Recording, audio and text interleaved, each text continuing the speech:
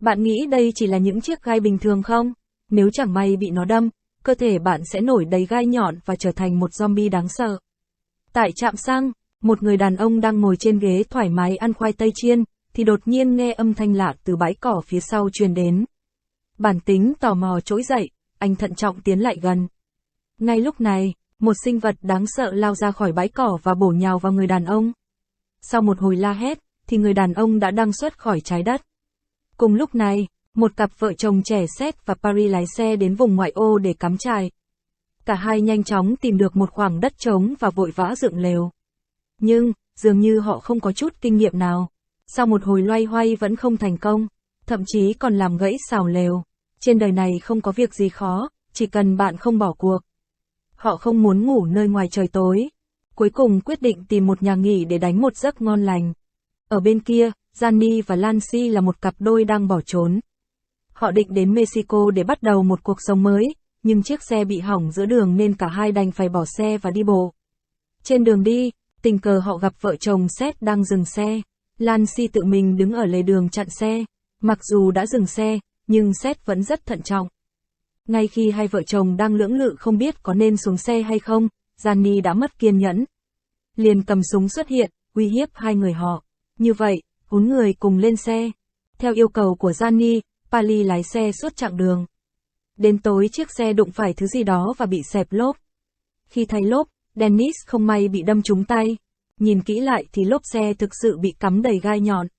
Lần theo vết máu trên đường, Seth Nancy phát hiện thứ bị xe đâm phải là một con nhím đã bị đâm thành nhiều mảnh. Seth cho rằng nó đã chết, vừa đưa tay ra để kiểm tra tình hình, nhưng nào ngờ rằng phần thịt bị cắn nát dần dần hồi phục dưới tác động của những chiếc gai. Một cú nảy suýt chút nữa cắn trúng Seth. Cảnh tượng này khiến Lancy giật mình hoảng hốt, vội vàng bắn 2 phát vào con nhím. Là một tiến sĩ sinh học, nhưng Seth không thể giải thích được hiện tượng kỳ lạ này. Không thể ở đây lâu. 4 người bọn họ nhanh chóng phóng xe đi, lốp xe để gai nhọn đã bị vứt bỏ lại bên đường. Bọn họ không hề hay biết, những chiếc gai dường như có sự sống và đang phát triển nhanh chóng. Khi lái xe một lúc, bọn họ đến một trạm xăng nhưng phát hiện không có ai ở đó. Họ chia làm 3 nhóm để đổ xăng cho xe. Dennis và Paris đi vào cửa hàng tiện lợi để mua đồ, còn Lancy vào nhà vệ sinh. Nhưng khi Lancy cố mở cửa, thì phát hiện người đàn ông ở trạm xăng ở đầu câu chuyện đã chết với đầy gai nhọn bên cạnh vũng máu. Lancy bị hoảng sợ và bỏ chạy. Người đàn ông đã đứng dậy vặn vẹo như zombie và đuổi theo. Lancy tìm gặp Dennis, cảnh báo về zombie ở nhà vệ sinh. Tuy nhiên, Dennis không tin và khi đang nói chuyện, zombie đã tới và giết chết Lancy. Dennis rút súng nhanh gọn tiêu diệt zombie và sau đó cả nhóm chạy vào cửa hàng tiện lợi. Paris định gọi cảnh sát, nhưng Dennis đã ném điện thoại và không đồng ý với ý kiến đó vì anh ta là một kẻ bỏ trốn và có tiền án. Cảnh sát chẳng nào khác tự mình chui vào lưới, lo lắng tung tích của mình bị lộ. Danny đã lấy hết video mà camera giám sát thu được. Khi anh vừa liếc nhìn màn hình, video liền thấy Lancy như vẫn đang động đậy. Anh chợt nhận ra vợ mình còn cứu được nên muốn mở cửa cứu cô. Nhưng xé tổ phát hiện trạng thái của Lancy giống hệt với trạng thái của zombie.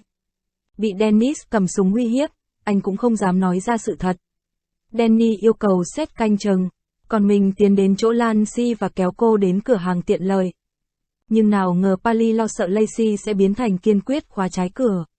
Thấy vậy, Danny lập tức rút súng đe dọa cô mở cửa, trong lúc anh đang hét lên thương lượng với Paris. Lancy đã biến thành zombie, lập tức cử động và nắm chặt lấy chân của anh. Tình thế rất nguy cấp, Seth tốt bụng đã dứt khoát mở cửa kéo Dennis vào trong. Sau đó dùng hết sức đóng cửa lại kẹp đứt bàn tay đang vươn ra của Lancy. Nhưng cảnh tượng tiếp theo đã hoàn toàn khiến 3 người bị sốc. Tay của Lancy chỉ còn lại một nửa, không chỉ cử động được mà bên trong còn mọc ra gai nhọn. May mà Dennis cầm bao cát ném mạnh xuống để bẹp nó. Là một tiến sĩ, Seth chưa bao giờ nhìn thấy vật thể sống như vậy, vội lao tới để quan sát. Sau một hồi nghiên cứu, anh nói với hai người kia rằng chiếc gai này dường như không thể sống sót một mình, phải ký sinh vào những sinh vật khác. Lượng thông tin quá nhiều, cả hai người họ chưa kịp hiểu hết thì bên ngoài cửa đã có động tĩnh. Si sẽ vặn vẹo đứng lên, lập tức bắt đầu điên cuồng đập vào cửa. Nhìn thấy người mình yêu, Gianni lưu luyến không muốn rời đi. Nhưng Seth nhanh chóng, kéo anh đi. Họ muốn thoát ra ngoài bằng cửa sau, nhưng cửa đã bị khóa. Seth chạy vào bếp tìm chìa khóa, nhưng một lúc lâu vẫn không thấy gì. Cuối cùng, theo lời hướng dẫn của Dennis, anh lấy một cái tuốc nơ vít. Điều tuyệt vọng là, dù cánh cửa gỗ đã được mở, nhưng bên ngoài vẫn có một cánh cửa sắt khóa chặt. Trong lúc cả ba người nghĩ rằng họ sẽ bị mắc kẹt ở đây thì một nữ cảnh sát bất ngờ xuất hiện ở cửa. Cô nhìn thoáng qua đã nhận ra Dennis, yêu cầu anh từ bỏ kháng cự nhanh chóng. Đầu hàng và tìm kiếm sự hỗ trợ của cảnh sát thông qua bộ đàm, Seth và Pali kích động nói có zombie ở bên ngoài, mau chóng trốn vào trong xe. Tất nhiên, nữ cảnh sát không tin khi nhìn thấy vết máu trên cửa kính. Cô vô cùng sửng sốt và tra hỏi cả ba người họ đã làm gì lúc này. Zombie bất ngờ vụt qua trên mái nhà. Gai nhọn rơi xuống đâm thẳng vào mặt nữ cảnh sát. Cô chưa kịp phản ứng thì đã bị zombie giết chết một cách dã man. Nửa thân dưới bị bỏ lại ở cửa, nửa thân trên bị zombie kéo lên mái nhà. Mất đi hy vọng cứu giúp duy nhất, Paris suy sụp khóc lóc. Nhưng nguy hiểm này chưa qua nguy hiểm khác đã. Các bạn còn nhớ trước đó Dennis bị gai đâm khi thay lốp không? Bây giờ ngón tay bị thương đã chuyển sang màu đen, nhưng Seth và Pali vẫn chưa hay biết điều đó. Sau khi bình tĩnh lại thì Pali quyết định tự cứu mình. Dennis nói rằng có thể đổ dầu xuống, bật cửa sau rồi châm lửa đốt cây gần đó sẽ thu hút chuông báo cháy. Mặc dù Seth phản đối kịch liệt hành động nguy hiểm này, nhưng những lời nói của anh dường như không có tính đe dọa. Dennis và Pali vội vã lấy dầu. Một giọng nói đột nhiên phát ra từ chiếc máy bộ đàm của nữ cảnh sát rơi ở cửa. Chỉ cần có được nó thì có thể liên hệ với cảnh sát. Tuy Dennis không muốn, nhưng điều gì quan trọng hơn bảo vệ tính mạng đây? Mở cửa thì quá nguy hiểm, Seth nhanh nhạy nhìn thấy dàn phơi quần áo. Anh lấy móc phơi quần áo vặn thành cái móc câu, nhưng vẫn còn thiếu chút nữa để chạm vào chiếc bộ đàm.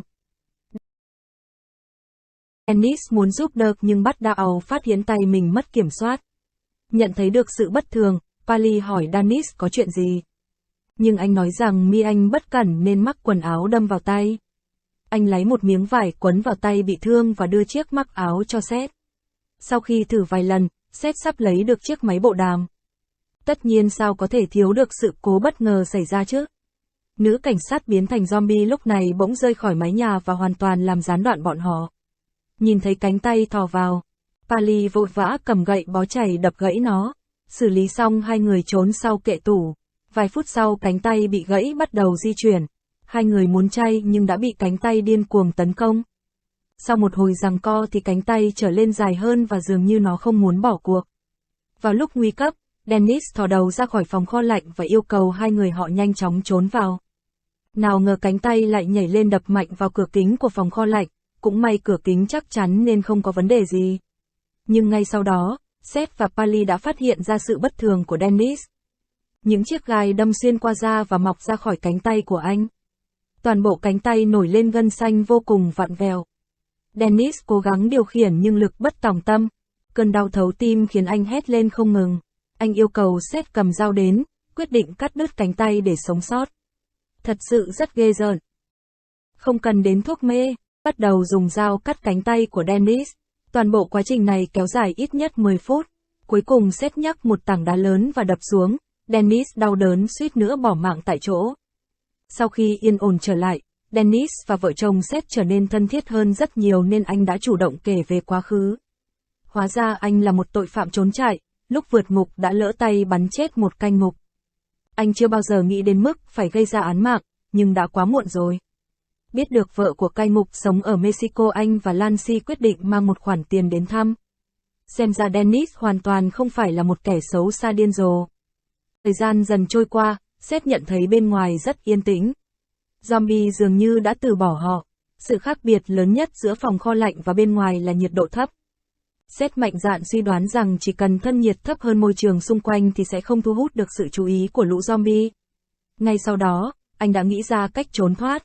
Seth đắp túi nước đá lên người sau khi nhiệt độ cơ thể giảm xuống đến mức lý tưởng. Anh cùng túi nước đá ra ngoài một mình, định lái xe đến cửa hàng tiện lợi. Do cơ thể của anh đã bị tê cứng, nên di chuyển rất chậm chạp. Để đảm bảo an toàn cho anh, Paris đốt pháo và ném ra ngoài. Nhiệt độ cao ngay lập tức thu hút sự chú ý của lũ zombie. Cuối cùng, Seth đã lên xe cảnh sát. Nhưng ngay sau đó anh phát hiện thân nhiệt của mình không ngừng tăng lên, zombie đã sớm đuổi theo tới đây. Với cú kích động này, khiến thân nhiệt lại tăng lên vài độ. Cứ đà này, Sắp sửa về chầu trời mắt, Danny phát hiện tình thế không ổn nên đã lao ra ngoài và dùng pháo để đánh lạc hướng lũ zombie, nhưng zombie lần này không bị lừa mà lao thẳng vào cửa hàng tiện lợi. Paris kéo Dennis chui vào trong tủ lạnh, như thế mới trốn thoát được. Zombie vẫn không rời đi, nó đập vào tủ lạnh như phát điên. Tệ hơn nữa là pháo đã vô tình làm cháy dầu trên mặt đất. Ngọn lửa dần lan vào cửa hàng tiện lợi, khiến và Paris không còn nhiều thời gian nữa. Bên này, sếp nhân cơ hội, xuống xe và cầm theo một khẩu súng của nữ cảnh sát khi anh đến cửa hàng tiện lợi. Dennis và Paris đã nhân lúc zombie không chú ý liền trốn thoát khỏi tủ lạnh. Tuy nhiên, để tăng cơ hội trốn thoát, mọi người cùng nhau hợp lực để dụ zombie vào đám cháy. Danny yêu cầu cả hai đi trước, còn anh ở lại yểm trợ. Sau một lúc do dự, thì Seth đưa khẩu súng cảnh sát cho Dennis. Khi hai người rời đi, Dennis nổ súng bắn từng zombie một, nhưng tay còn lại của anh cũng bị cắn. Thấy làm sao cũng không thể giết chết zombie, Dennis đành bắn nổ tung thiết bị chứa xăng thiêu sống lũ zombie, nhưng anh cũng đã bị thương nặng. Cho dù không chết, anh cũng biến thành zombie. Dennis tháo sợi dây chuyền trên cổ xuống, đó là chìa khóa của két sắt ngân hàng. Anh hy vọng sẽ giúp số tiền này và chuyển cho vợ của cai ngục, sau khi thúc giục hai người họ rời đi. Dennis đã bắn nổ tung toàn bộ trạm xăng, cũng coi là hy sinh một cách oanh liệt. Bộ phim đến đây là kết thúc. Nếu các bạn thấy hay, nhớ ấn like và đăng ký kênh để ủng hộ kênh nhé. Cảm ơn các bạn đã quan tâm theo dõi. Xin chào và hẹn gặp lại.